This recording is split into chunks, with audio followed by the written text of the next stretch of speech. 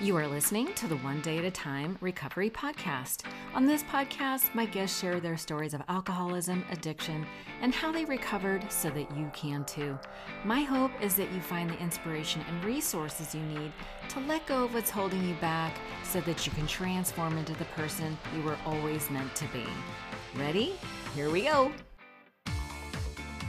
Hey friend, thank you so much for downloading the podcast. If you haven't met Light Watkins before today, you are in for a special treat.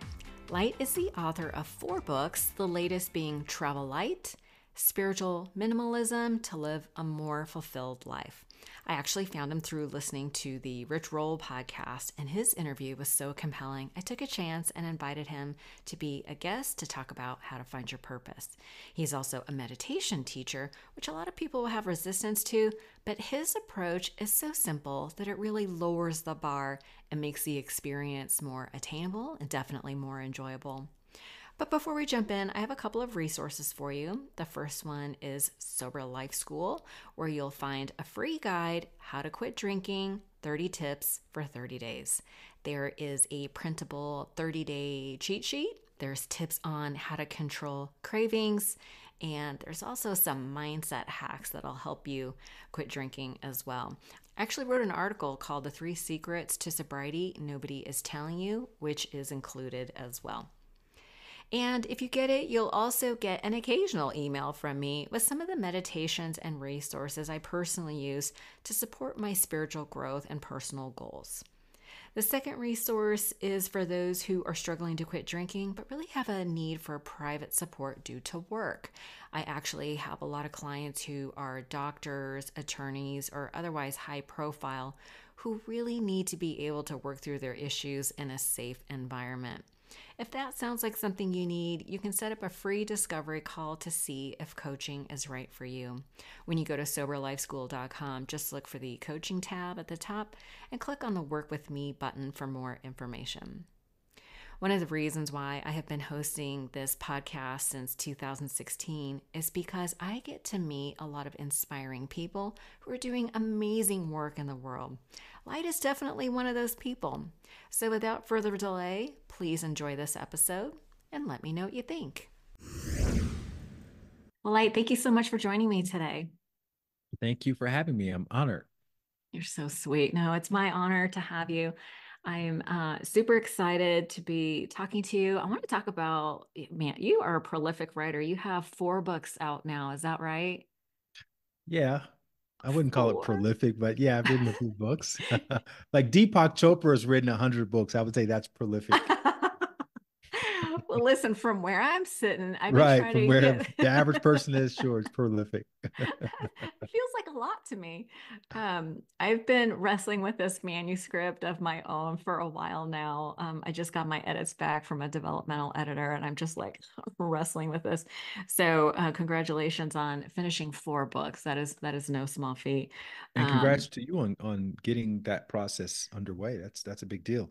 Yeah, it's been, I don't know how you feel about your writing process, but, for me, it's about really digging deep and then Mhm. refining these ideas I have. The topic of my book is a 12-step guide for skeptics. There's a lot of barriers to entry when it comes to that 12-step world. There's a lot Yep. of things that, people balk at, which I totally understand. A lot of it is like very valid, admitting you're an alcoholic or this idea of powerlessness. And so my attempt is to offer sort of context and perspective to these ideas so that they could get the benefit of the process, right? Mhm. Um, and one of the tenets of the 12 steps is about prayer and meditation. Mhm. And I like to watch Rich Roll's interviews. It's so well produced. He's amazing. I just love him. I admire him so much. Mhm. And so you've been on 4 times now. Is that right? Yeah, 4 times. I'm so fortunate to have He that. loves 4. you. He loves you. We I all love bug you him. I now. bug him a lot to get on this podcast. Do you really? Yeah. That's kind of encouraging to hear Mhm. because I know he loves you, but I'm sure he's a busy guy with a lot of requests. But Yes. I found that your conversations around finding purpose and really finding a way to practice meditation. I found that I've actually been practicing some of your ideas around meditation because, I was taught, focus on your breath. It's sort of like have these let go. It's like there's like all these instructions. And then when I heard you, I'm going to let you tell the story, but when I heard your way of thinking about meditation, I was like, I could tell, like, I just meditated before we got on here today. I was like, I better do my homework. Mhm. But it was like so much easier with this, with through your lens of, it was just so much easier. Why don't you tell me a little bit about, because a lot of your books, Travel Light was the audiobook that I listened to recently. But you also have Knowing Where to Look, The Inner Gym, which is a 30-day workout for strengthening happiness, love, and then Bliss More. I still need to get that one. But it seems like these are books that are meeting people where they're at Mhm. and then introducing solutions that often are in line. They're about meditation and being present. So Mhm. maybe you can kind of help us dispel maybe some of the myths around what meditation really is and how to practice it in an easier way. Sure. First, I want to just give um, credit to my teachers because I had some really good teachers when it came to the practice of meditation. And I struggled a lot. I struggled for years when I first started out dabbling in meditation. And I tried all these different styles, and I just never really found a style that felt natural and organic. And it got to the point where I just didn't even understand how anybody could associate the experience of bliss with meditation or nirvana, and these kinds of terms that you hear all the time associated with meditation. Because to me, it just felt like I was just sitting there staring at the back of my eyelids. And then when I moved to Los Angeles, literally 22 years ago this month, I met the man who became my sort of long-term meditation teacher. And he's the one that first introduced me to this what he called a householder's style of meditation. And at the time, I had no idea that there were different styles for different people. I just thought everybody tried to fit into whatever people were calling meditation. But apparently, most of the meditations that people do that feel tedious and laborious are classified as monastic traditions of meditation. And the reason it feels tedious is because if you're not practicing as a monk, then that style was never really intended for you as a regular person or householder. And so there were styles um, that were purpose created for householders. And in those styles, you don't have to sit with your legs crossed. You don't have to sit on a cushion. You don't have to sit with your back straight. You don't have to have your shoulders back, your fingers together. You don't have to focus on your breathing. Notice your thoughts like clouds in the sky. You don't have to let go of your expectations, witness anything, imagine anything, concentrate, contemplate. You don't have to do all this stuff. Yeah. And when you get all that stuff out of the experience, it actually becomes quite enjoyable. And so when I started practicing in that way, in February of 2002, that's when I had my first taste of bliss and of nirvana. And Mm. that's when I became really hooked on meditation.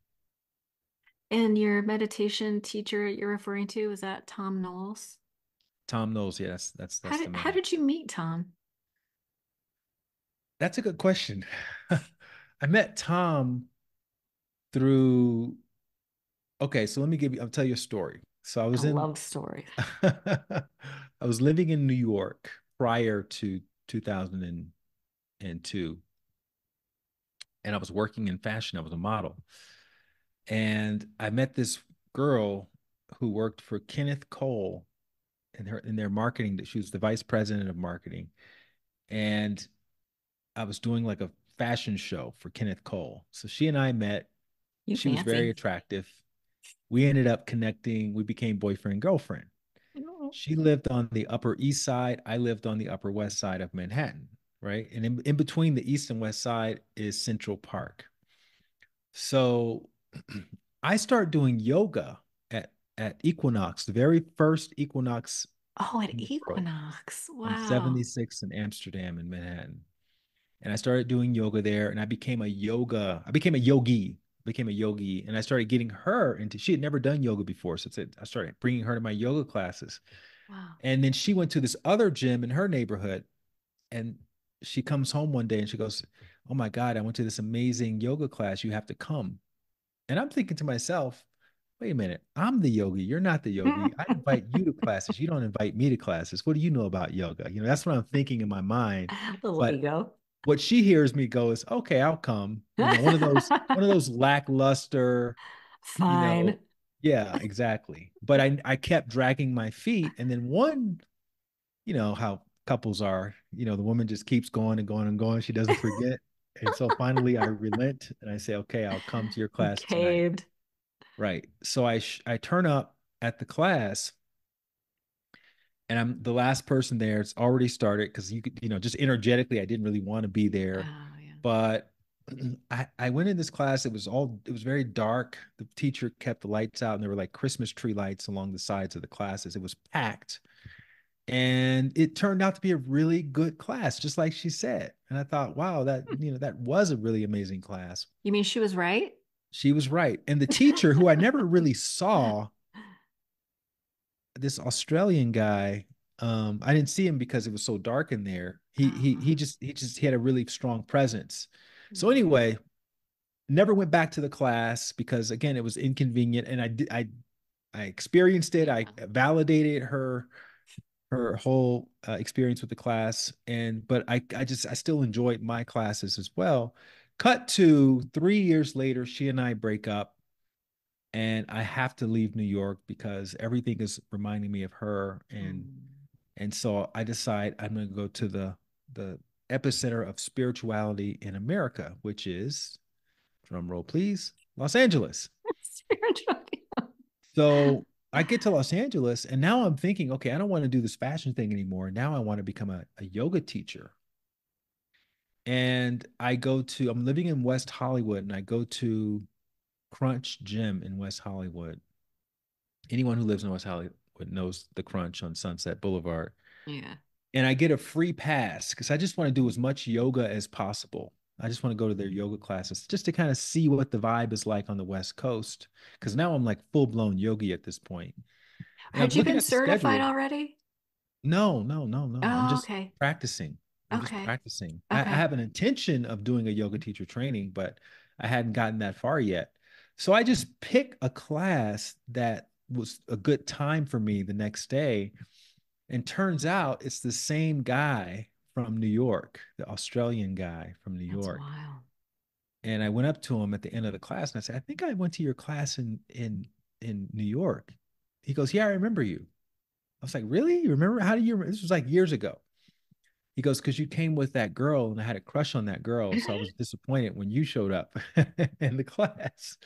So he and I became fast friends and he became my meditation buddy. He was the only person that I knew who was enthusiastic about meditation, right? Every time we hung out, he would always pop the question, have you meditated yet? In which case I hadn't usually, because to me it was torture. And he would Mm. say, let's meditate. And we'd be meditating in his living room or sometimes in a car, sometimes out in the grass somewhere when we're going out for a hike. And I would peek over at him and he'd just be sitting there with his little smile on his face, like he was having the most delightful time. And then one day, like months after we met, he goes, yeah, my meditation teacher's coming to Los Angeles to teach some of my yoga students. And this was like the weirdest thing because we had talked about everything under the sun, right? Just like guys do. But he had never once mentioned that he had a meditation teacher. And so this really got my attention because, again, I had seen him look like he was enjoying meditation way more than I was.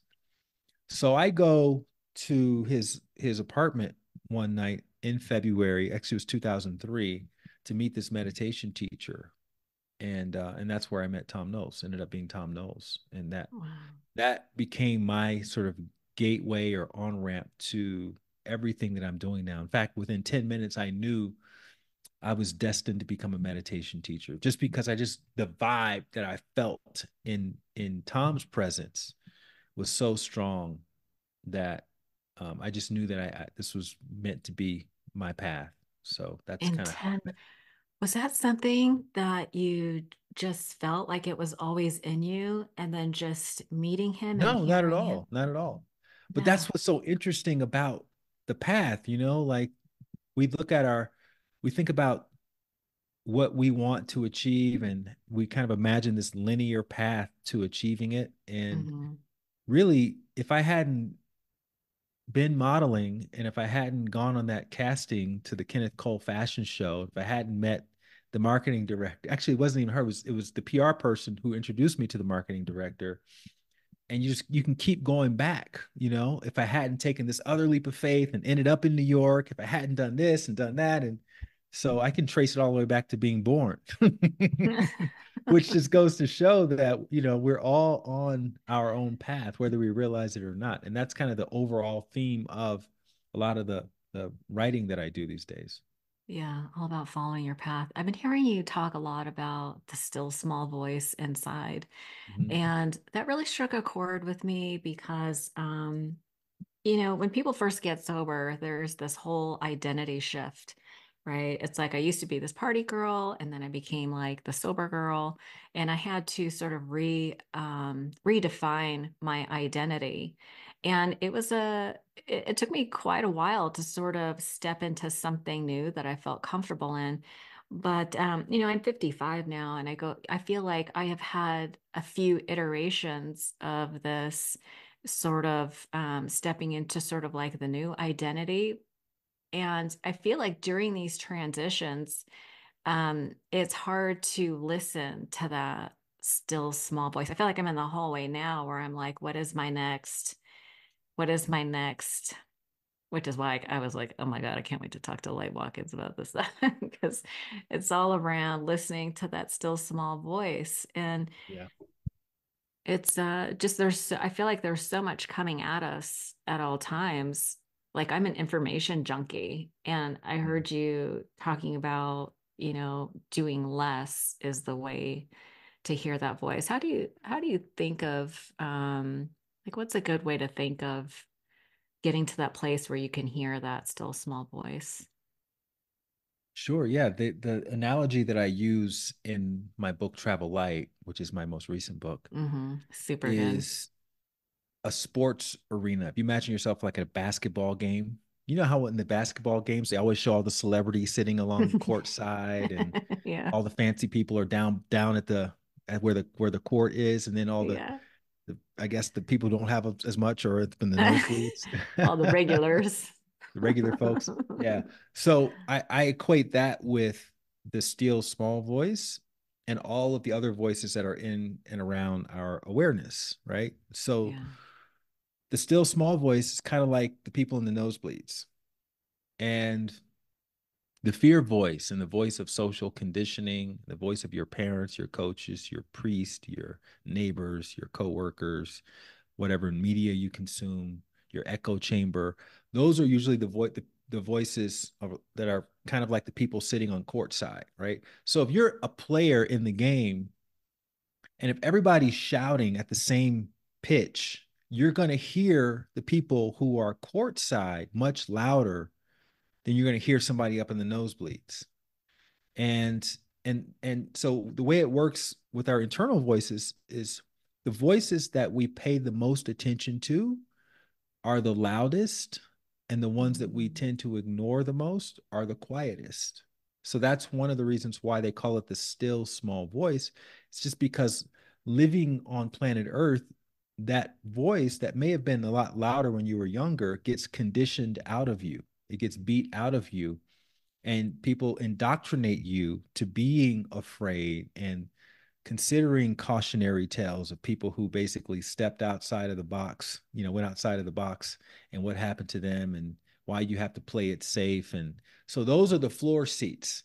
And so again, the still small voice is there, you just can't really hear it. It's too far away. So Yeah. what you have to do is you have to split test. When you think you are hearing your still small voice, you have to follow it. And if you follow it, the more you follow it, the closer the voice will start to come. In other words, the louder it will start to get. And eventually it'll switch places with the fear voice and the social conditioning voice that's sitting at the floor seats. And then it becomes this undeniably loud and annoying voice, right? Which you can call your inner guidance, you can call it your intuition, you can call it your heart voice. But it's this voice that when you follow it, it's going to be scary. It's going to require you to take a leap of faith because you're not going to know how it's going to turn out. But just the act of following it makes you feel expansive versus Mm. when you follow your fear voice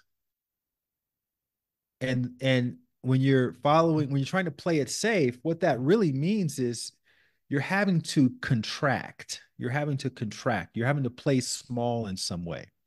And we all know how that feels when you have something that's on your heart and you want to express it, but then you choose not to because somebody else's energy who's probably like displaying narcissistic tendencies is bigger in the room and the space that you're in, and you just kind of Mhm. feel that icky, just that ick. Oh And yeah.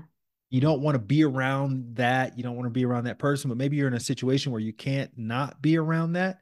So then you Mhm. just start to feel off all the time. And then you start to default to feeling anxious around that situation and or depressed around that situation, meaning circumstantial Mhm. depression. Yeah. And you may that may start to manifest itself more and more physically, where you can't sleep at night because you're just thinking about that situation, and other people start reminding you about that person and that situation, and you find yourself projecting your feelings onto them because they triggered you. And so that's the kind of direction it can go in if it's unchecked. And you can become sort of like a walking talking pressure cooker about to Yeah. explode at any moment. And that's the effects of stress. So all the inner work does is it gives you a way to release that stress and to kind of um, hone back in on the voice of inner guidance, which is probably going to have you taking some sort of leap out of that situation, which you could have done the whole time, but you were afraid, because of Yeah. whatever the fears were that have been working on your psyche all this time. So practices like meditation, which I talk about a lot, Mm. they give you access to your inner guidance. And the way you are indeed accessing it is you're able to adapt to change, and you're able to take more leaps of faith. And that's really the best measure of progress. It doesn't mean that you're going to experience certainty. It doesn't mean you're going to be more comfortable necessarily. You will be more comfortable in discomfort, right? Mm. And you will be more intrigued by that voice of inner guidance that's prompting you to move in the direction of expansion versus contraction. And so from there, really fun, adventurous things can happen. And that's where you get the best stories of your life. And if you don't choose to follow your inner guidance, you end up creating more complication in your life. There is no neutral path. This is a big Mm. misconception that by Yeah. not making a choice, things will be neutral. No, the neutral path is complication. You're creating complication. So you're either creating complication or you're moving in the direction of adventure. Okay. That's what following your inner voice allows you to do more of. Yeah. Adventure can be so scary though. It's not as scary as complication. Yeah. That's true. I feel like we can all get to that place. Like I know in my own personal life, it's like sometimes I just, like for me, the podcast was listening to the still small voice. It was like a desire on my heart. I started it in 2016. And I was actually really afraid to do the podcast because in my community, there were, I was in a 12-step community, and I was worried that if I started sharing stories about sobriety, that I might be in trouble, get in trouble with my community. But it was such a desire on my heart that I couldn't, like, the voice got louder and louder and louder. And then I had this experience where a girlfriend of mine, she and I used to go to the 6 a.m. meeting together. And she was at the meeting and she died in a car accident 3 hours later. And she and I Mm. were about the same age. And I really saw a lot of myself in her. And I thought, you know what? I can't not follow this intuition that I had to do the podcast. And I mean, life is short, right? And so I just had to trust my gut that this was the right thing to do. Um, and it's been great. I know I get to talk to people like you and just people who are really trying to make a difference in the world, but it was really a leap of faith for me. And I've heard some of your stories about taking that leap. Maybe you could share some stories around, like, I heard you tell a story around moving. I think it was you were supposed to take a flight to Paris, was it? Hmm. Yeah. Yeah, Yeah, that's so that actually is what landed me in New York in the first place. Okay, so long story short, you can go long story long if you want to. long story short, I was I was working in advertising right after college, and I looked around the ad agency in Chicago, and I just didn't really see myself being there for as long as a lot of the other people had been there, because they just nobody really seemed. When I met my meditation teacher, one of the things Mhm. that attracted me to him was he genuinely seemed fulfilled. In other words, Mm, he didn't seem like he was waiting on anything to happen in the future that was going to make him happier than he was in that moment. And when yeah. I and I didn't know that that was what I was looking for until I met him, until I saw somebody actually embody that sense of fulfillment. And in that ad agency, I didn't realize that that's what I was averse to, was the fact that nobody really seemed particularly fulfilled. They were all sort of Mm, working towards something that was, going to make them happier in the future. Now I look back and I call it the acquisitive approach to happiness. As soon as I get a promotion, mm, as soon as I make creative director, as soon as I make another $10,000, as soon as I'm able to buy a better house, as soon as I'm able to get married, have kids, get divorced, sell my company, right? And it just keeps going on and on and on. And we yeah. keep playing this game thinking that some achievement in the future is going to make us more fulfilled than I'm able to be in this moment. And my happiness is just around the corner as soon as it happens. So again, I didn't have the language for this. I felt uninspired in this Mm, in this place, and it was a really good job. I was an art director, and which was what I felt like I wanted to do from since being in college. Any case, I go and I resign after 3 months, and I don't know what I'm going to do. This is my first sort of major leap of faith where I just literally don't have a backup plan. And I decided to throw my hat into modeling, start modeling. Now, at the time, I didn't know that in order to become a model, you usually got discovered. Like somebody came up to you in Target or in the shopping mall and they said, "Hey, have you ever thought about modeling? Hey, I have an agency," and they give you a contract. That's not how it happened for me. For me, I just went to agencies and said, "Hey, I would like to be a model now. I'm ready to be a model," which is not how it usually goes. that's So not I how got it goes. rejected. I got rejected by everybody twice, and That's so painful. yeah, it was. But I decided to. I'm giving you the composite version of the story. I decided to go to Paris. I met this guy from Paris who did tell me, "Hey, I think you do well in Paris." This is cool. And what I heard was, "Come to Paris. Paris is where you're going to become a superstar." So I used my last little money. I didn't have a lot of money. I got a one-way ticket to Paris, and it connected through Newark Airport, right? From Chicago. So I turn up at Newark. This is my first time really being nomadic too. I got rid of everything when I Oh, was living in Chicago, and all I had was a duffel bag. All my life's possessions were in this duffel bag. wow. And so I'm sitting there at the gate in Newark waiting for my flight to Paris to start boarding. It's packed with French natives. And they made an announcement. We've oversold the flight. We're looking for people to give up their seat. So I didn't have anyone expecting me, you know? So I figured I would go give up my seat. They were doing it in exchange for, I think it was like a $400 flight voucher or something like that. That's a pretty good deal. Right. So I got the flight voucher. So now I have enough money to come back if I needed to. And they put me up for the night at this hotel. They gave me a couple meal Wow. vouchers, and it was fantastic. Yeah. So I come back the next night to the same gate. It's only one flight a day, apparently. And it's the same song, second verse. They make the announcement. We've oversold the flight. We're looking for volunteers.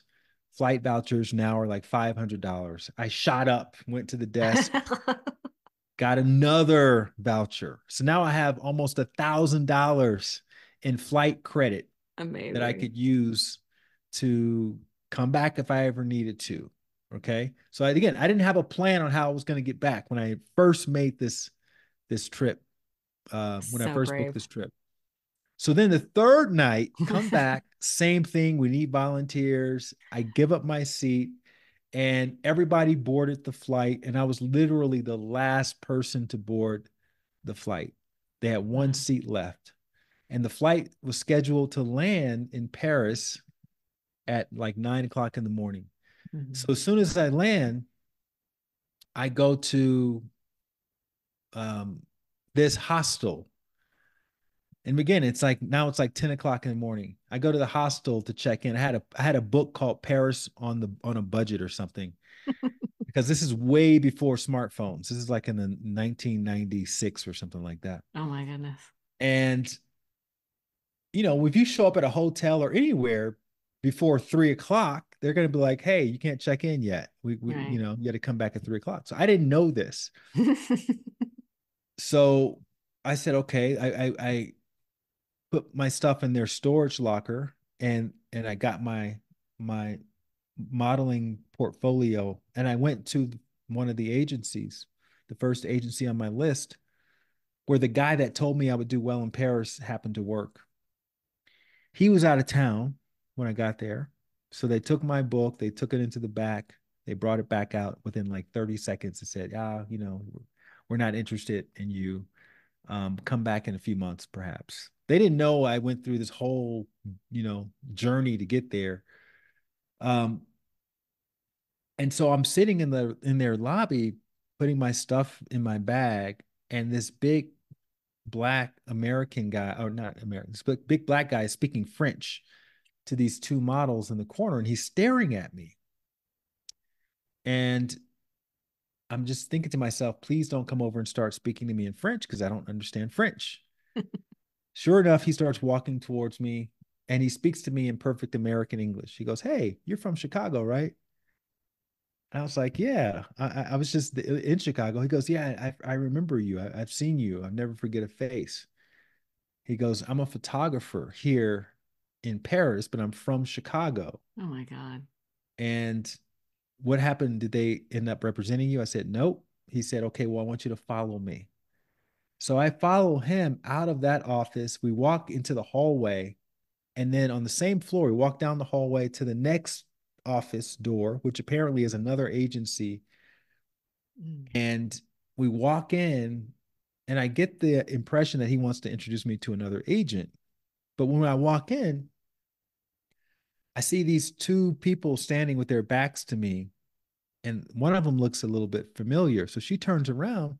It's somebody from my college who I did a fashion show with in college. She goes, "Oh my God, what are you doing here?" And I was like, "What are you doing here? I just landed." And That's so crazy. turns out she had been there modeling for like a year, and she had the whole thing set up. And she says, "Where are you staying?" I was like, "I don't really have a place. My stuff is at some hostel." And her friend had his mother had a place in one of the best parts of Paris.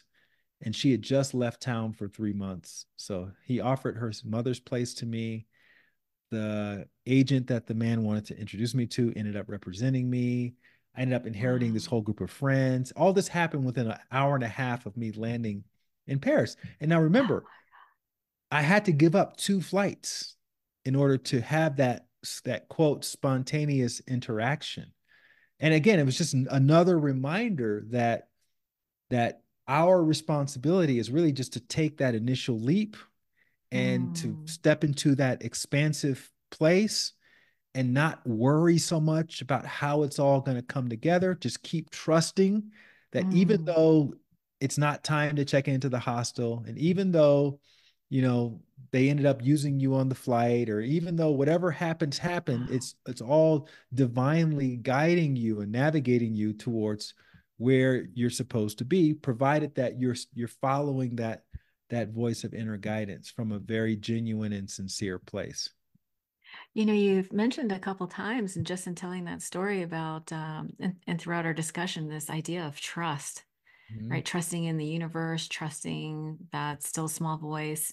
Um, and I think it's so much easier to sort of, like that voice of fear is so loud, like you were saying. How did Mhm. you come to trust that voice?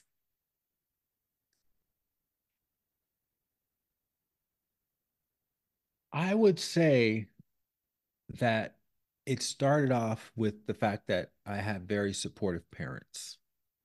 Mm, So I didn't have parents who told me this is what you have to do.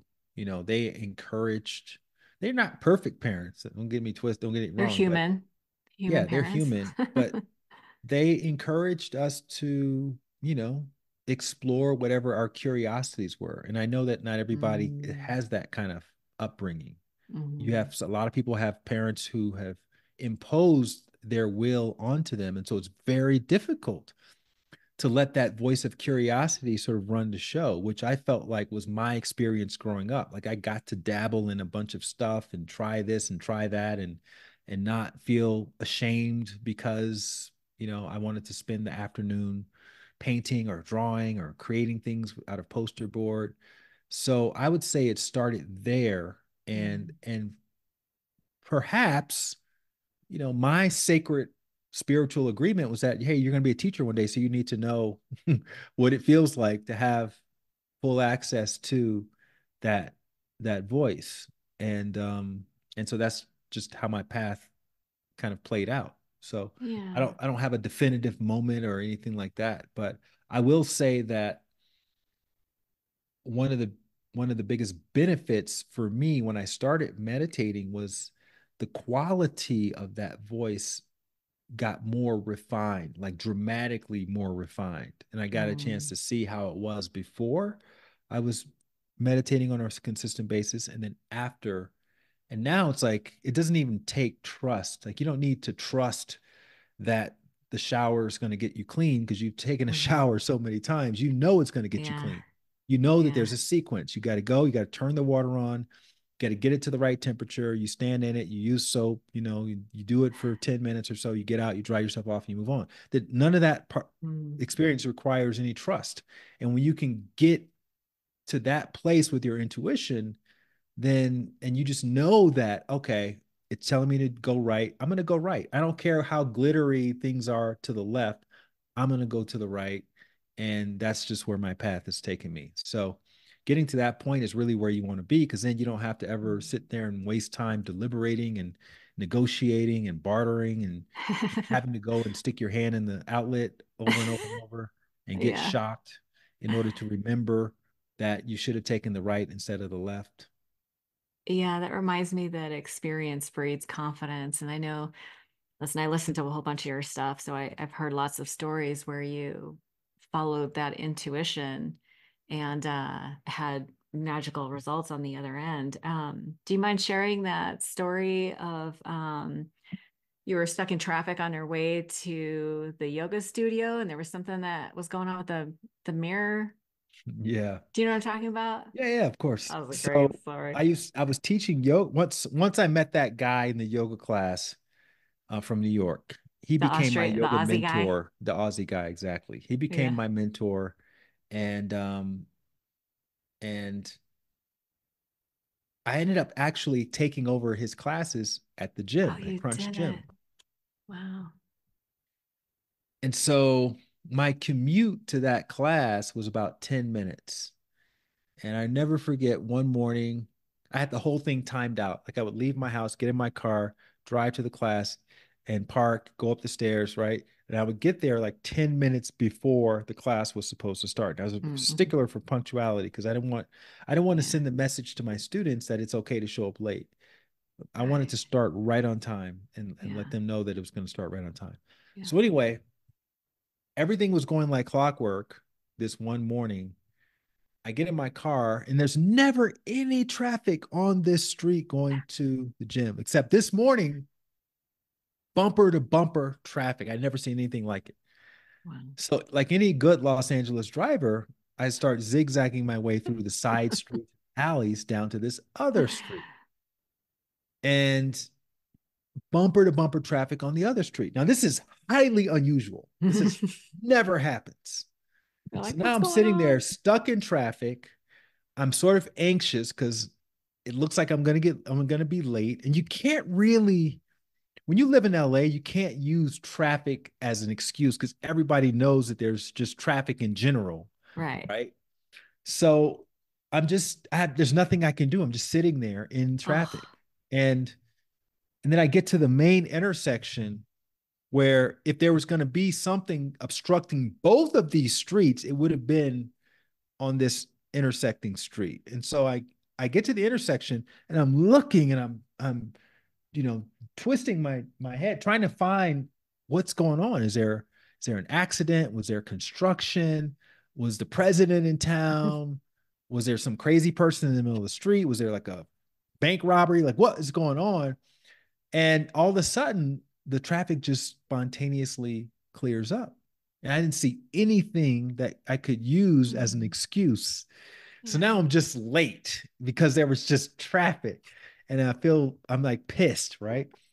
And I Terrible get feeling. there, I'm like 10 minutes late and I'm running up the stairs, but then I stop and I walk slowly because I'm the yoga teacher. I have to be calm. I have to look. So I'm Image walking. I'm management. right. I got my flip flops on. And as I'm walking towards the room where the class is, it's like a glass exercise room. Everybody is huddled to the back of the room, which is really weird. And I walk in and I feel all this crunching underneath my flip flops. And I look down and there's like million shards of glass all over the floor. And I look up and in the middle of the front wall, which again, this is like the exercise room, the group fitness room. So obviously there's a wall of mirrors. There's one section like 3 feet by 9 feet tall that's missing. Apparently, what happened was at the beginning of the hour when the class was supposed to start, that middle part of the mirror, which is right where I would have been sitting, somehow just spontaneously dislodged and came crashing down. And because the teacher wasn't there, then the other people in the room weren't set up and nobody Oh got my injured. God. That is Thank God. crazy. So it turns out that phantom traffic jam that just appeared out of nowhere that Yeah. I was cursing in my car. Oh, you mean you weren't at peace? No, it was actually saving me and who God knows who else from having a very unlucky start to our day. So that was a very fortunate thing because I got to actually see, there's a saying Mm, in the spiritual community, nature's rejection is nature's protection. mm, And I got to see exactly what I was being protected from in wow. that instance. And it's just another one of those reminders that you're always on divine time. So now when I'm in an airport, when I'm in traffic, and it's not like, when I didn't, when I was being trifling or I didn't do my best, when I'm doing everything I can to Mm, get to where I want to go and it's not happening, I just remind myself, oh, the phantom traffic jam. Remember the phantom traffic jam. And then it yeah. allows me to relax and then you can be more present to whatever's happening and take advantage of whatever opportunities are around you in that moment. Yeah, that's a beautiful lesson in trust that the universe is conspiring to support you. I love 100%. that. Yeah. You have another story. I hate to keep asking you to tell stories, but It's a so long fun time. to recall some of these stories. Well, listen, you're gonna love this one. I hope you love this one as much as I did. But when I heard you tell this story about Gary Zukav, because the one thing I think the human experience is like we all get stressed out in traffic. I don't care how spiritual you are. Sometimes for me, it's like a gauge of how in alignment I am with my spirit is how I act when I'm driving. And Mhm. you were talking about, and I was like, oh my gosh, the airport and traffic, those are very common, stressors. It's hard to stay spiritual and trusting sometimes. But you told this story about traveling with Gary Zukav to the airport. Do you want to tell that Mm. story? So good. You got the best stories. You listen to Listen, I all of listen it. to all your, I listen to all the things. So These are my favorite I stories. was in I was in Whistler. I was in Whistler, which is in Vancouver, which is just outside of Vancouver. And I was coming back from a wellness festival, and Gary Zukav, who wrote The Seed of the Soul, Love and that his book. yeah, his ex-partner, she passed away recently, unfortunately. We were Oh, I all didn't know. being driven to the airport, and we were all going to different places. So we had flights and everything, and there was all this traffic. With Gary at peace. Well, yeah, we were all kind of pretending like we were at peace. Put it that Pretending way. we're spiritual people. Yeah. Act natural. But it was clear we weren't going to make it to the airport in time. So then I had this idea, well, maybe we'll go catch the subway and that'll be a faster way to get to the airport. And we're passing over this bridge. It's called like the Lions Gate Bridge or something in Vancouver. And it's like literally like height of rush hour. And I'm just sitting in the back seat and and I'm just looking out the window. I mean, there's nothing I can do. So we're Mhm. just inching along. And I see this little, it looks like something the size of an index card taped to the side of the bridge. And something is handwritten on there. And my eyesight isn't the best.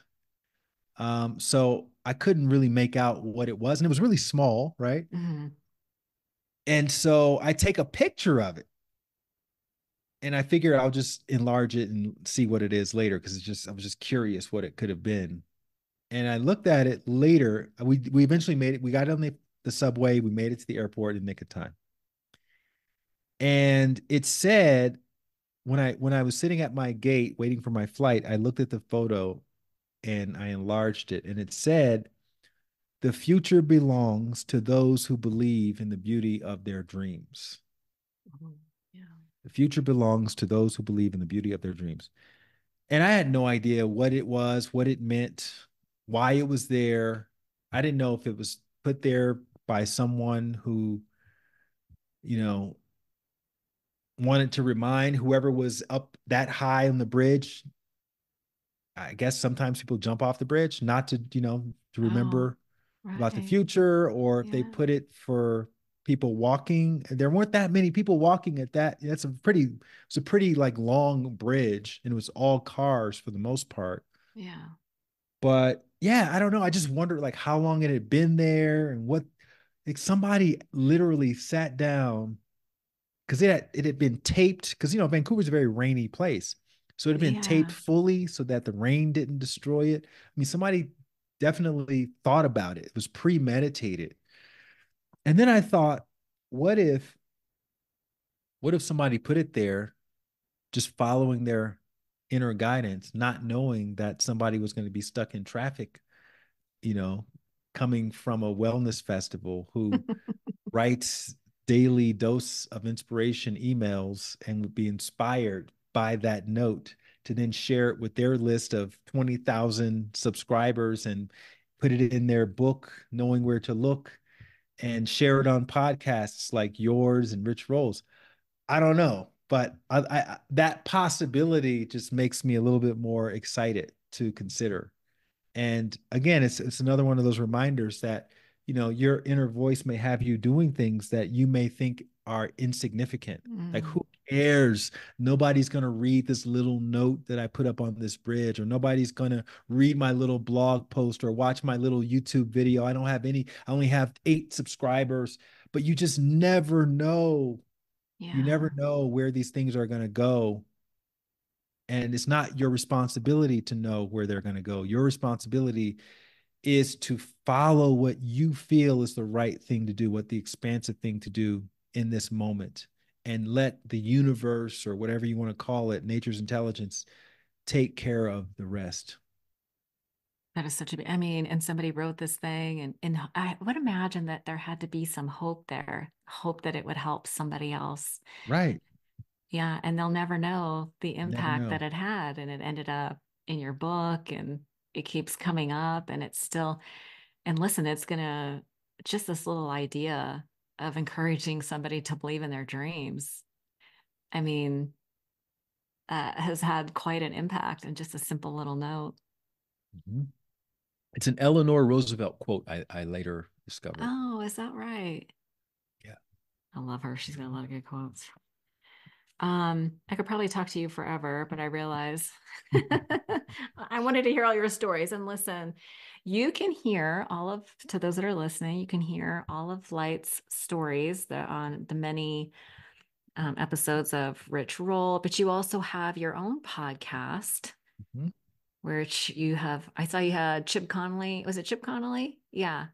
Yep. The Chip has been on there. It's the Light Watkins show. The Light Watkins show. Yes, thank you.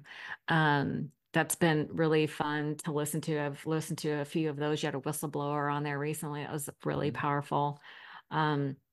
If someone's looking for you online, so we have the podcast. What else, where else can people The find you hub online? is my website, lightwatkins.com. There you can find my online community, the Happiness Insiders. You can find my podcast. You can find my social media channels. You can sign up for Nice.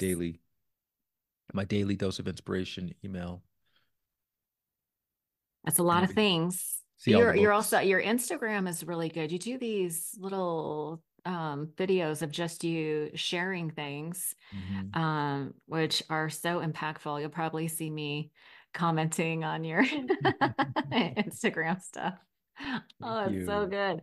Sometimes you just need somebody. You've just seemed so plugged in, maybe from years of practice. I have to ask you, did your mama name you Light? That's a whole other story. Uh, no, she didn't leave me light. I became light. I changed it to light in 2005. Oh, okay. No, it seems very appropriate. I was like, I wouldn't be surprised if she did name you Light.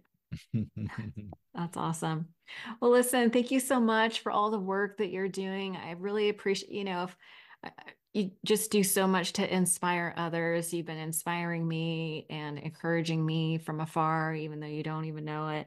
I love the work that you're doing. I think the next book I'm going to get, I just finished Travel Light, but knowing where to look seems like the appropriate next book for me. And I love that you narrate your own books. It's Yeah, so I like good. narrating. It's a hard thing to do. I mean, Is that it's not like roofing or anything like that, but it's pretty hard, just as an roofing? author to read all of your books in a few days.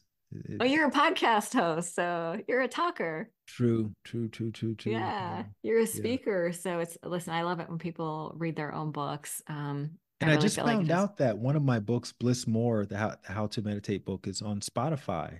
For those of you who have a Spotify account, this is not it's an on advertisement for Spotify. Spotify, but they just started showcasing Oh, audiobooks. So you can get the audio version there if you have an oh, account. hell yeah. That'll be the that'll be the next one then.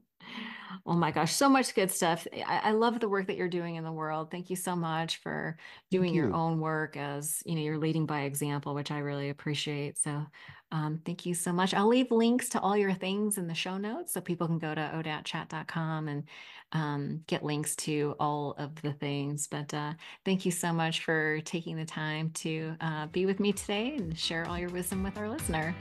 Absolutely. Thank you so much. One last thing before you go, if you enjoyed the podcast today, please don't forget to subscribe on iTunes or Stitcher and leave a review. And if you'd like to make a donation to the podcast and help me keep the lights on, you can do so by visiting odatchat.com. There's a donation button or membership button on the right-hand side. Have a great day. Thank you so much for joining us.